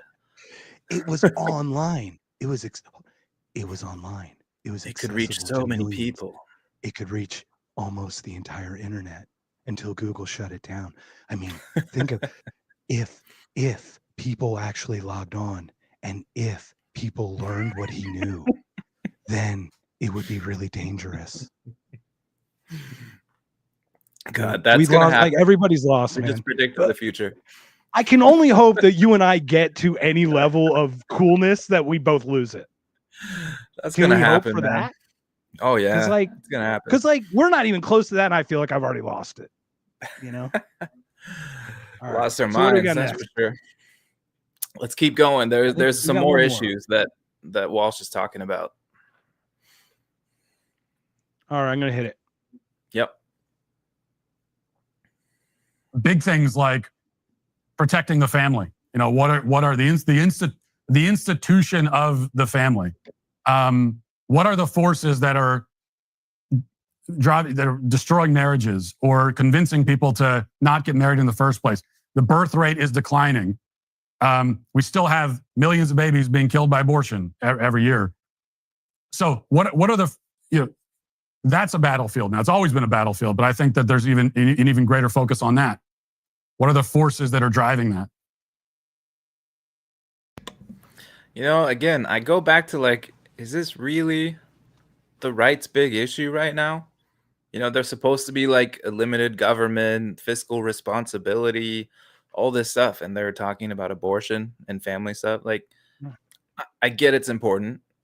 Sure, if you want, you know, if you want to be that, if you want that to be your main issue, go ahead. You know, that's great. But is that really your biggest thing? And it's not. And once again, it's deflection from the biggest things, which they are losers on. And that's Israel and spending. They're not spending. Dude, come on. We just talked about it. Doge is shit. People are like, oh, this is so entertaining. Oh, you got entertained into nothing. There was nothing was saved, nothing was codified, nothing was. As a matter of fact, we're increasing spending from what Joe Biden spent last year. Does everyone have two of these? We are increasing spending from last year's Joe Biden that we complained about. I'm gonna clip that. Does that just not? Do people not like get this? They don't. They don't, because they think, hey, it's my guy in office. Can do no wrong. This is the guy I voted for, so how could I be wrong? Yeah, I didn't. I'm not talking about me, by the way. No, I know. But that's the thing, is like, you're in for a penny and for pound. Like, why can't you go, yeah, you know what? Look, in the current situation of a hand-picked Kamala Harris over a demented Joe Biden, from a Trump who stood up and said fight after getting shot by a piece of something in the ear, that's pretty impressive. I think I know what side I'm going to go with, right? Like, we kind of knew it. I felt like there was no way.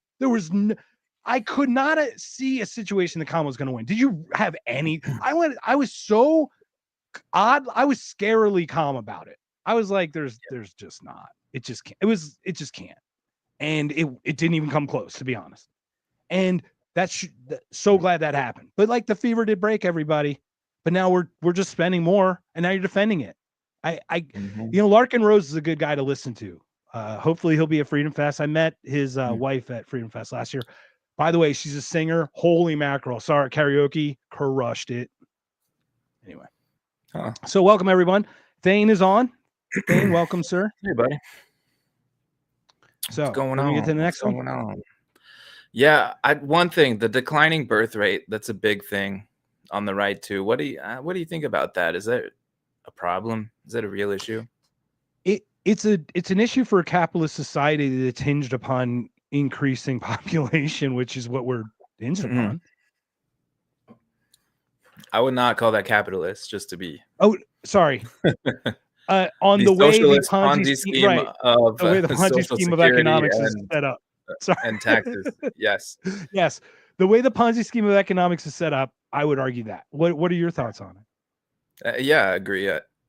Definitely our system of Social Security and all that has built on permanent population growth. Like the people having 3-4 kids will pay for the 2 elderly adults that need help, and that's kind of what it was built on, right? But that is not the case now, and it's continuing to get smaller. So it's going to lead to an economic collapse, if nothing else. But I don't think necessarily that a declining birth rate is bad. It's kind of a response to the reality that we live in. It's like we don't need to have 9-10 kids to work on the farm and keep it going. It's just like we need to have a couple to keep humanity alive. It's really it. And our technology is increasing so much that we shouldn't have to have all these people working so many hours all the time just to keep things going. It's like we can relax a little bit if our government wasn't using all our money to go blow people up around the world. Translation: Jason believes in reducing population. Everybody, I do. listen to Jason. Honestly, there's too many people. Well, it's funny because you and I think are very similar in that we are extremely pragmatic about this. Like, there is no need for 8 children anymore. I do understand there was. Now, we know that baby boomers came out of the death from the wars, right? So, like, we know, to your point, the nature does kind of take care of itself, right? So, civilization's gotten easier. We've gotten moved to urbanize a little bit. It's going to shrink the farm size. It's going to shrink the family size. But the problem is we're binary about it. We need to merge the two ideas and not say it's this or that. It's like, look, they both exist. Some of us, like, look at me. I'm in a beautiful, loving relationship with a woman who helps children with communication delay. Neither of us decide to have children in our lives, but we are in love. We're not married, but we're together. Like, that is a way one can live a life that doesn't have to be that cookie cutter way, right? And I do think that when society pushed a certain way, you had the blowback. The Ron Paul blowback, socially or culturally, became that trans goth, not goth, but you know what I mean, like that counterculture, right? And then there's a counterculture, the counterculture. Now the Gen Z kids are more conservative than their parents, right? So we see this constant flow, to your point, but it is dangerous for like a North Korea, because North Korea just got to some technological beauty. Like, I really admire Kia, Samsung, Hyundai. I really like what North Korea's done, but their birth rate's like 0.7. Or South Korea. Did I say North Korea? Yeah. I think I got to stop reading. You're admiring North Korea? Look. Did you hear? I knew you were a filthy socialist. I knew it. No, Kim Jong-un got like 19 holes in one in an 18-hole golf course. You didn't know that? Wow. If you don't believe that, I've got a bridge to sell you. So no, I believe it. It's South Korea. So, and what's funny is North Korea's birth rate's like triple that of South Korea. So, like, once again, is it ideology? Is it culture? What's pushing what, and who's doing it? And it is true. I think it's top down. Technologically, Bill Gates wants us all dead. Now, you and I can just look at it and go, we're realistic about it. Okay, 2 parents, 2 kids, or whatever. Like, but look, if you want to be a Josh Smith, is it Josh Smith, right? He has like 11 kids. If you want to be a Josh Smith, dude, then be a Josh Smith. Just don't, you know what I mean? But if I have 0, please don't. Like, I like to think I still contribute, You should, if you want to have kids, you should have as many as you can take care of reasonably. Yeah. But I'm not pushing anyone. I don't care if you have kids. Like, I don't think that's necessary. I don't think it's necessary to have a continued growth in population, because there are, as much as people don't like to think about it, there are finite resources. Let's not completely blow up the population, because then a bunch of people are going to die. A bunch of people are going to starve to death or something. Like, we don't need that. But the hyper fear of that 40 billion person population, we knew that was definitely not a thing, man. It was definitely overblown, because we do know that civilization will cause you to just have a lower birth rate. And the problem is we need to land this emergency plane while it still has some power, so we can pick our landing spot, guys. I do not want to be out of power and be forced to take a spot that we don't want to be around. You know what I mean? Like, economically speaking, we need to bite this. The transition is going to suck, but someone's going to eat the transition. Someone's going to eat that. And that's usually where death happens. Yeah. And I think a lot of people that are empowered are content on pushing it down the road to the future generations. And I would be like, hey, let's stop this now. I will take it. Let me take it on. It's going to suck, but we got to end this, because it's going to keep getting worse. That's what I wish Congress and Senate was about. Run 2 years, run 2 years, 6 years, run 1 Senate term, and then get the heck out. It's like it should have been like a military service without guns. You know what I mean? Like it literally is a duty to America to hold on to its values, not to change it. It's literally that was the duty of Congress to slow it down. That's why these 3 branches were to fight each other the whole time, right? Combat against each other. They were to compete. Nothing was supposed to happen. It was supposed to be like, leave us alone. We're good. And it was so nice. It seemed like it was nice for a while. Do you want to hit Zach's comment here? Yeah, which one we got? Just woke up. Just want to? I just want to make you go deep into yourselves. It's a little gay, but okay. What are your thoughts on revigorating faith and converting lost souls back to God or spirituality? Is that tied into the having kids thing? I could say, yeah, that's great. Revigorating faith. I do think it is a net positive for people to get back to faith. I think whatever you find in I don't know what I'm saying here. Whatever you find in the contraptions that men create, the governments, the leaders, the hierarchies that men put together, whatever you find in that, there's going to be major faults in it because it's human. So when people go to God, I don't think that it's, even if you think it's not literally true, there's something there that is like, I'm putting my faith into this higher power, and that lets me exclude the rule of man. Does that make sense? Like, I'm trying to. Yeah, it does make sense. Please continue. No, you're doing great. I am following you 100%. You're totally making sense. I know that whatever humans create will be flawed. So because of that, I'm putting my faith into a higher being, a higher power, a God, whatever you want to call it. And that is my belief system. And whether it's literally true or not, I don't know. But there's definitely value to that, because when you don't do that, then you have the opposite. Then you do put your faith in the hierarchies of men. And that really is that's a big mistake, in my opinion. As we see with what our government does around the world, they have completely forgotten God. They don't care. And no matter what you have in this world as humans, it's going to be bad, or it's going to be flawed. It's going to be not evil necessarily. Some people try to do good, they really do. But because they are not omnipotent, because we are very, very inadequate as humans, we are not fit to rule other humans. And anyone thinks that they are is the opposite of God. The Bible pretty much tells us to fight for ourselves and work together with other people. That's basically what it does, right? So it is an independent thing. So I consider God completely evolutionary utilitarian. You can piss on my grave if you want for not having that faith.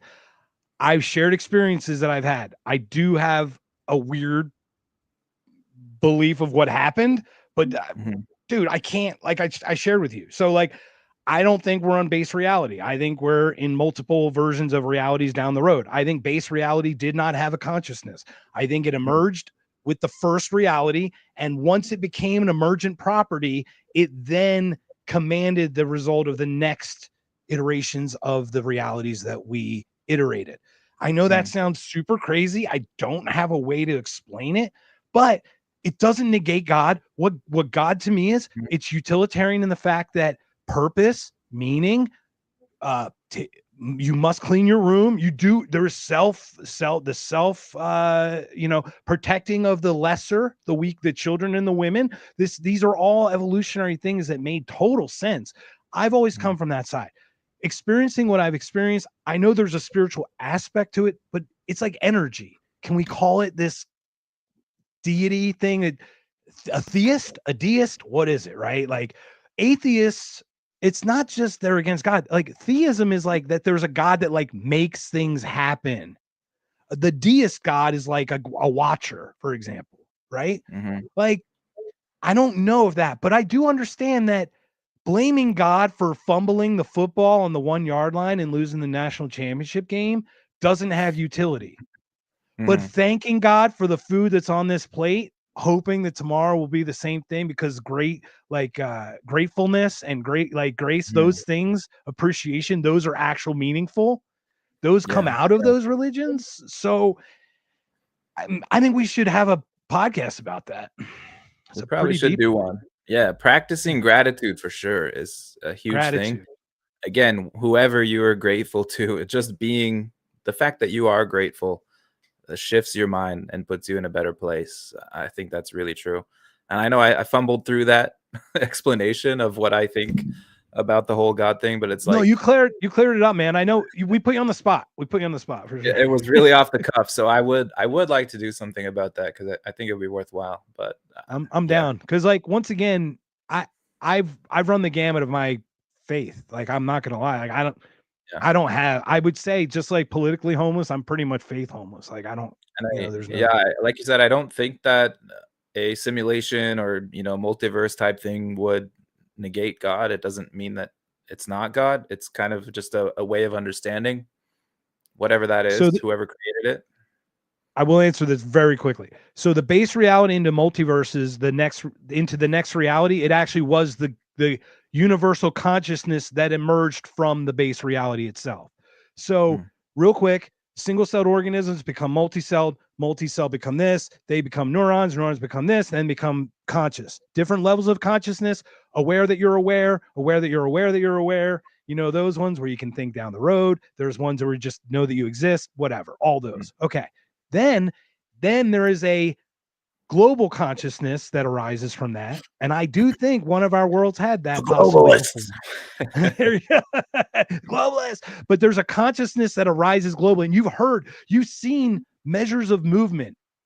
Prince dying, I think there was like this dip in some measured like sadness lever or something, and globally or something. Like, we can consciously do things. We've experienced it. We've experimented with that.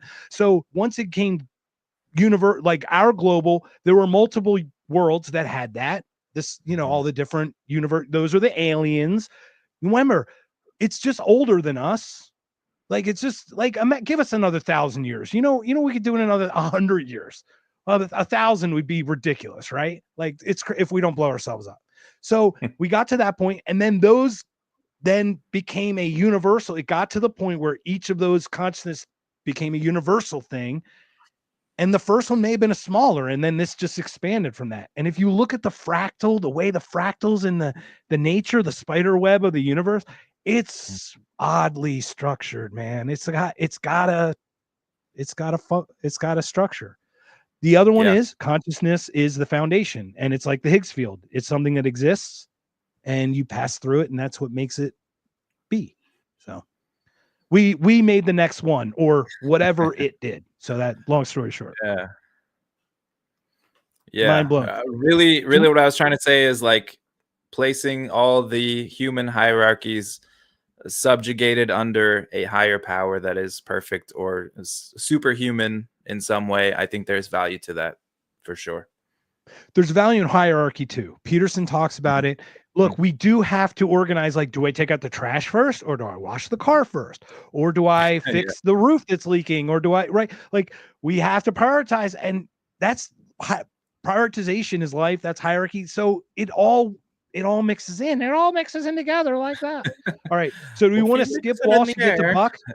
Let's keep moving. Yeah, we'll come back to this. Great question, Zach. We will definitely get back and probably do a whole episode about this. But yeah, let's move on. We'll do one. Yeah. All right. Walsh. So what do we got? He's going to talk about the woke right. Walsh on the woke right. That's the last Walsh, and then the last Walsh with Lindsay. Yeah. All right, we'll do that one then. We'll skip one then. All right, here we go. Did we skip one? He has been, and others have been on kind of this crusade recently about what they call the woke right, and I think that there's a discussion to be had there too, because I think that my take on it is I think the label is at a minimum not useful at all. It's not a useful label. Nobody can really even explain what it is exactly. There are, I've asked people over the last week, what does this even mean? I've gotten 10 different answers, which tells you, that's what tells you that you've come up with a term or a label that's not useful, is when no one is very clear on what it actually is.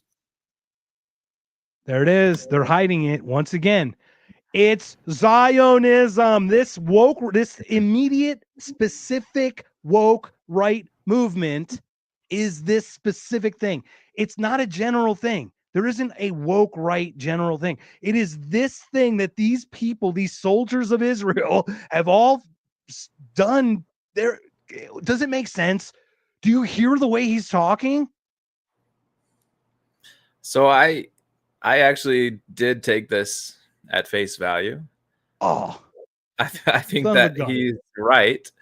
Woke right.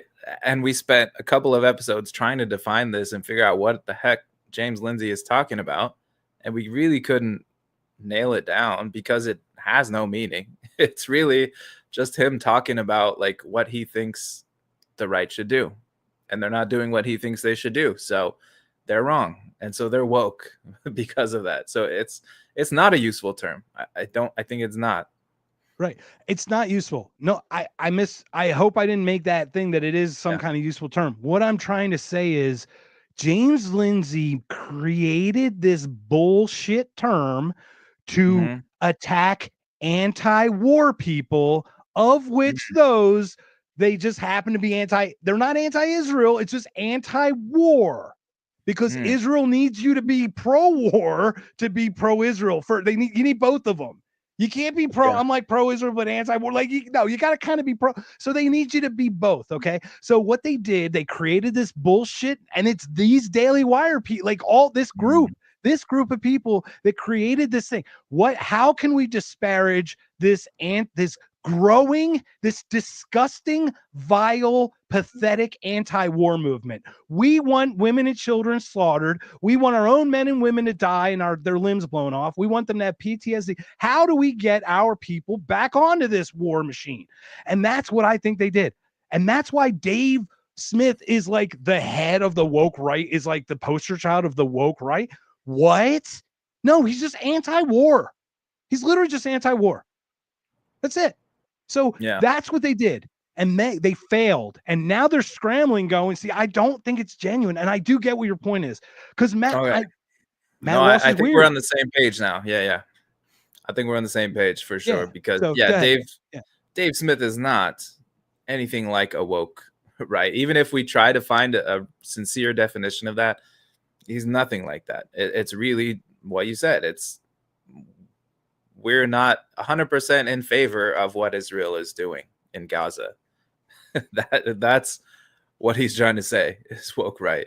And that's the whole Daily Wire right now. And so that's why Jordan Peterson is here. I think he's trying to subtly say, hey, where are your guardrails, bucko? It's just like, bucko. From my perspective, it's crazy, like how much their reputation has fallen in the Daily Wire. It's just like, I don't know about the right in general. It's hard to place like how much that the Daily Wire represents the right in general. But, given some of the things that we've heard in the last few months about Jeremy Boring stepping down as CEO and financial issues, I really wonder, like, how are they doing? I don't know. Yeah, and it's funny. It's like right when they're struggling because Jeremy's mismanaging the money allegedly, right? Like 50 million into some movie or whatever. Like all these things. That's when they lose the ideological battle too. So it's a weird timing for that, right? Like just on its own. So yeah. So that's Walsh and Peterson, everybody. That's the Daily Wire. And how do we tell you how to tell what to do? Now we got fun times. We got Buck Sexton and Michael Malice, who will be at Freedom Fest. Michael Malice. Looking forward. Nice. Hopefully I can stalk him. Not stalk him, but talk to him. Oh, you'll stalk him. All right. What do we got, my friend? We got Buck Sexton. He was on Michael Malice. This is another section of the right. And yes, I do kind of put Michael Malice on the right, even though he says he's an anarchist. He talks to he's anti-communist. He talks to a lot of right-wing people. He's friendly with them. I'll give him the benefit of the doubt, but it seems a little too friendly sometimes. I think he does kind of consider himself right, even though he is a very famous anarchist. So who's Buck I would Sexton? agree. Yeah. And I think Malice is more just anti-communist, which is whatever that is, it just puts you to the right of whatever that is. Because like he grew up in it, right? Didn't he escape? Didn't he grow up in like kind of like Constantine? He did. He was born in Ukraine, yeah, which was Soviet Union at the time. Correct. Yeah. All right. So here's who's Buck Sexton? Can you tell? I don't even. He's really like know. a conservative podcast or radio guy. Okay. He goes on Fox. He goes on places.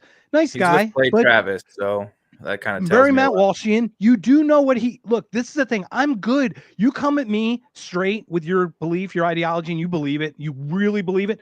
We can talk, man. We can talk all day. But you come at me with a lie, something you don't believe that you're using to get to a conversation, and we can't do it. Like, I think these people literally just believe these things and they're just wrong. Like, and that's okay, because I'm wrong and I've been wrong. I will be wrong. Like, that's kind of the point, right? Like, the people on this side have realized we've made mistakes and we were bamboozled before, and we don't want to fall for it again. That's just what I think. So, all right, here's a fun one about cops. I think is that this one. Yes. Listen to the training of our police officers, ladies and gentlemen. Your protectors, those people who will stand in front of you and protect you from bad people. I remember when I was in the NYPD and we went out for range day, and just from my pretty limited CIA training, the guys were like, wow, how'd you learn how to shoot like that? And I was kind of, and at first I was like, well, CIA, but then I was like, well, but I'm an analyst. Like, what, like, you guys are cops, right? How often do you shoot? Do you know how many rounds most cops shoot in a given year? No. Less than 100. Are you serious? Less than 100. I go to the range, I will shoot 1,000 rounds in a day pretty readily, pretty easily. Think of it like 60, 70 mags of a 15. Sure. Like that's not even, people are like, that's really expensive. Well, radio is a good business to be in. Right. But most law enforcement, it's funny because people are like, I think only the cops should have guns. And this is, by the way, I'm not bragging, and I spend time with guys who are SEALs and who are Delta, and they're like NBA players, and I'm like a good high school player, right? But most cops wouldn't even make the high school team, is my point. All right, so cops, I mean, this is an issue that the right doesn't talk about enough that they should. Authoritarian cops and the way it's structured. Yeah.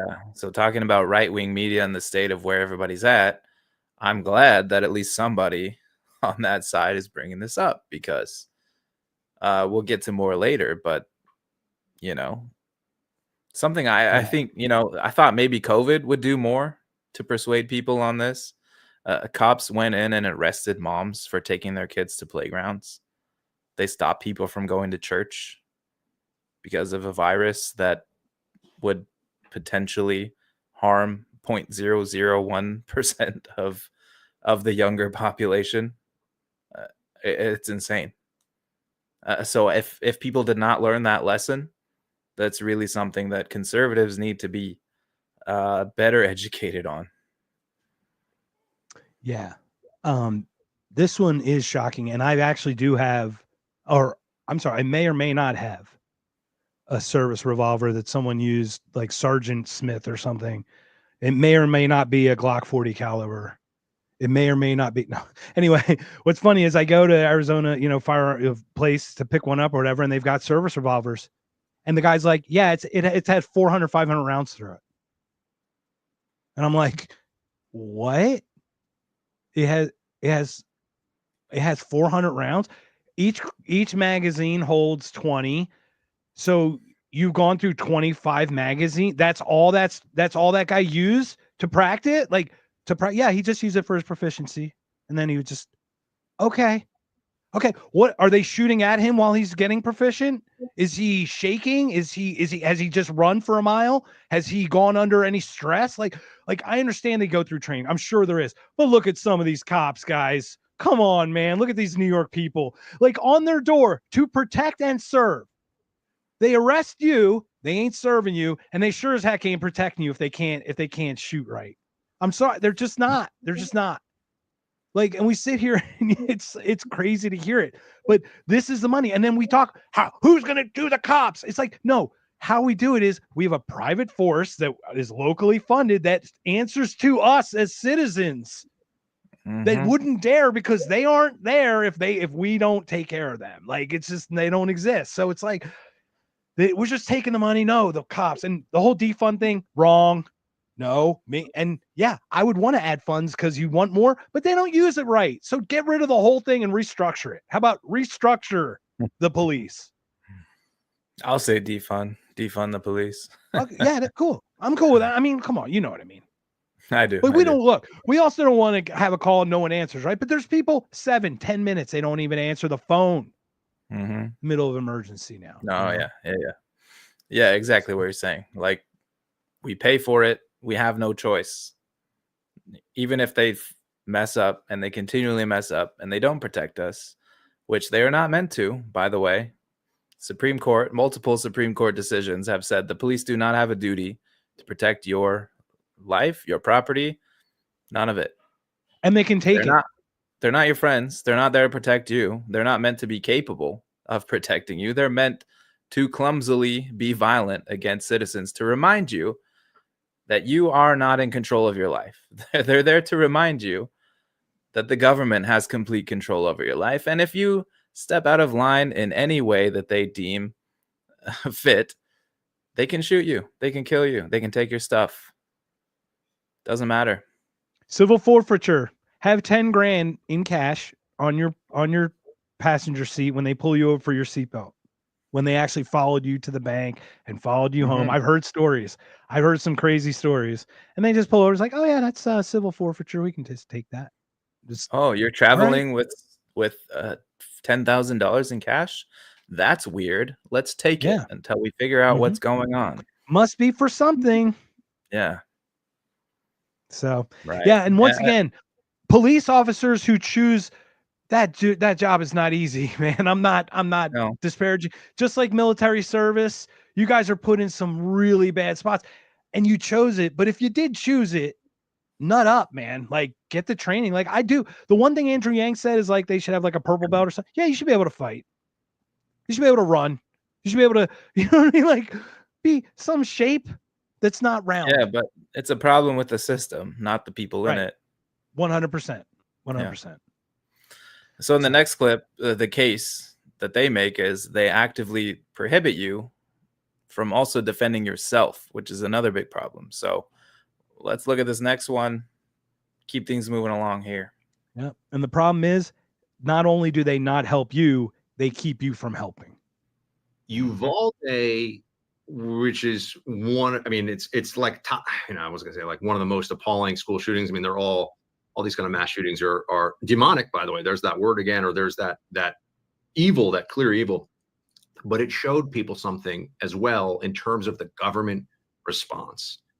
And Uvalde, in a very profound way, showed a lot of people, if you think that when your life is on the line, brave, well-trained men and women, but most people think of men doing this, are going to arrive and put their lives on the line for you, you may be very disappointed. But Buck, if it was just that, we could wrap our heads around it, because it's like I'm not putting my neck out for some kids, no matter what badge I have. They held the parents back.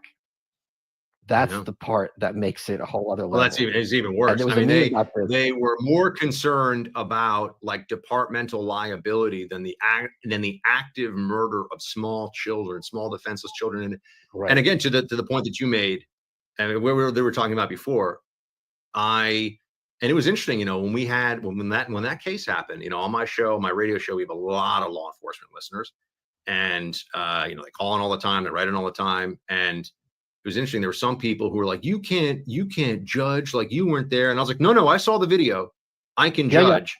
I would rather be dead than be an adult with a firearm who was present that day, who did not go into that room No question. I would rather be dead.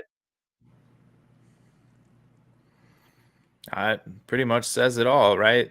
Like, I'm sure there are cops out there that would have gone in, that would have been happy to sacrifice if they had to help save some kids in there, but that's Even one of the 200 that were outside.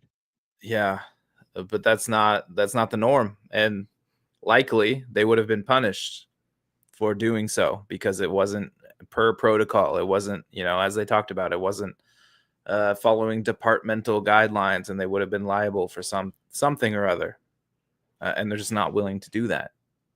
So there's something deeply wrong with the system, and this is one thing that right-wing media should be focused on because it's a big problem. I do think it's a huge problem. You and I probably very much look at the room. We walk into a room. We're like, how many exits are there? Okay. Is there a group of guys? What are they? Are they drinking? Okay. That's just drunk girls. That's a bachelorette party. They're harmless. They're just going to be stupid. Okay. But these guys are real quiet and they've been slamming them back. We got to pay attention. Like, we're all doing this, right? Like I just feel like you and I have this weird, like, situational awareness that it's like a masculinity thing. You run towards the gunshot when your kid's in there. You just do it. The woman did. She ran in, grabbed her kid. Remember, came running out. She said, F you, ran in, grabbed her kid, and ran out. Unbelievable. Unbelievable. And what happened? And watch that. Watch Uvalde, guys. Not what they showed you. Just watch the general footage. The time. They just stood there. Stood there. And I didn't take that position to be a police officer. I didn't. So I really, but if I did, that's my duty. Like, that's kind of the point. Like, you took the duty. I do other, you know what I mean? Like, I put my hand out when I break quickly, put my hand out. Are you okay? It's, it's just what we do. It's like the protection thing, the ultimate protection.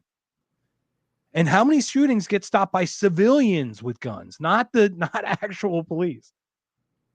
Yeah, a lot. You look at the stats. Yeah. We got one more from Buck. One more. And Mike. Grifters. Going to Grifters. By the way, have you ever seen that movie with John Cusack and is it Angelica Houston? I think it is. Phenomenal movie in the 80s, Grifters. It's about con people, like con men, con women.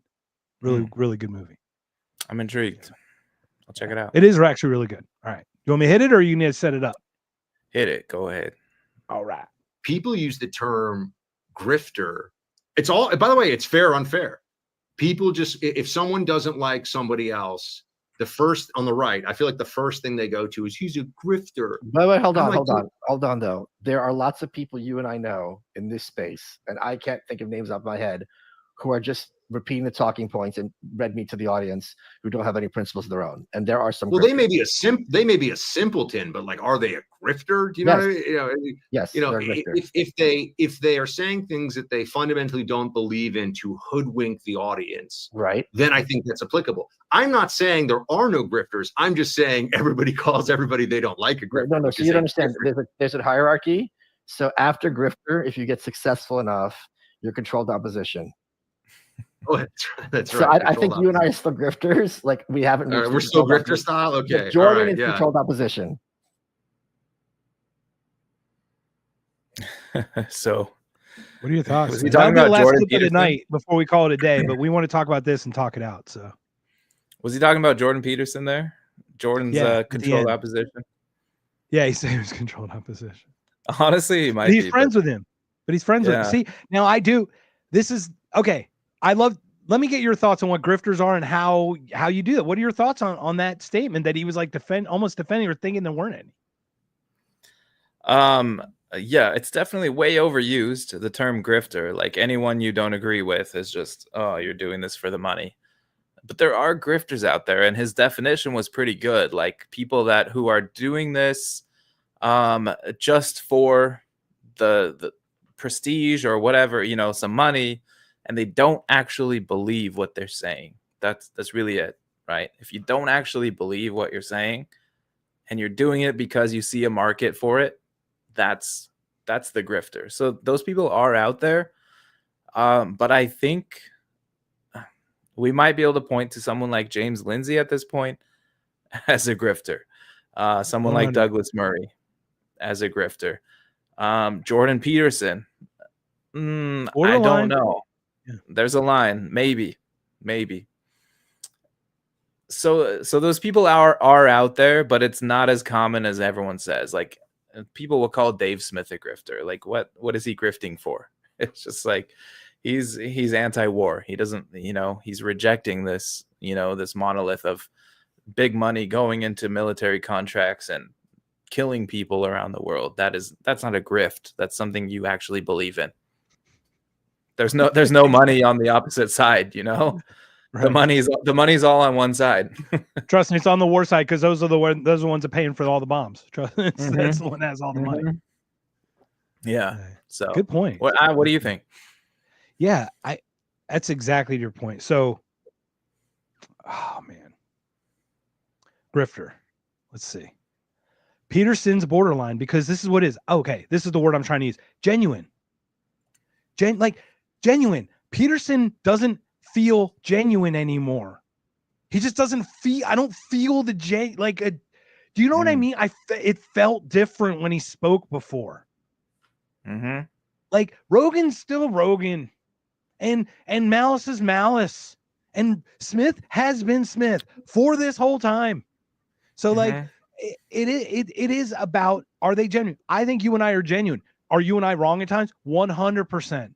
But when we've discovered we were wrong, we've gone, hey, I know. I forgot you're perfect again. The perfect Jason.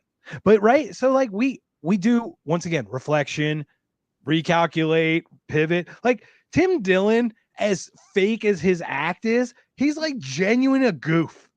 That's what that's the genuineness that is him, is his fakeness. Like almost like it's weird. Like Ricky Gervais might actually be an asshole, but it just seems like he seems like a genuine just person. I don't know. It's just you get the vibe right, Yeah.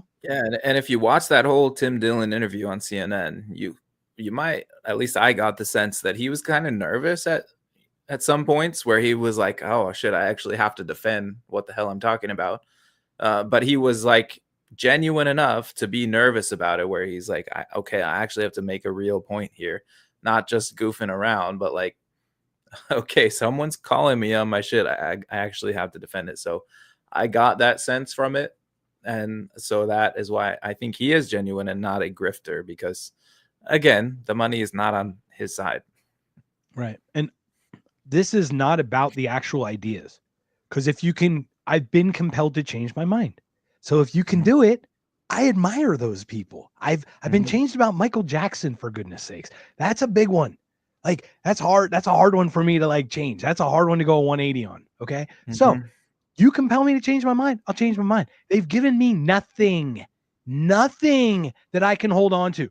Douglas, I've watched every Lindsay. I've watched Murray, Peterson. I've watched them all. And I just watch, and then I'll watch a Dave Smith and I go, there's a refreshing piece of genuine realness. Like it and really just, you can pick out some moments with Dave Smith where I feel like he wasn't being genuine, but like it's pretty obvious because he usually is. Right. So we've got a minute, sir, before we call it a day. Do you want to get into, speaking of grifters, do you want to play one more thing about the Murray Peterson interview? Which one? The propaganda one? We would be number 14 here. Yes, sir. We'll do it. Da, da, da, da, da. The terrible hand of Iran is behind Hamas and Hezbollah. Iran has absolutely no compunctions about sacrificing every single Palestinian to the cause. What possible response could Israel have except to roll over and submit? That's not an option. An army that fights by the laws of war, which the IDF does, the civilized army seeks to minimize the civilian casualties. All right, guys. Yeah. Well, do we want to call it or are we going to do it? We can go through it. We'll call it. All right, guys. You guys know what it is. We talked about it. We'll talk offline. Take care, everybody. Bye. I've got my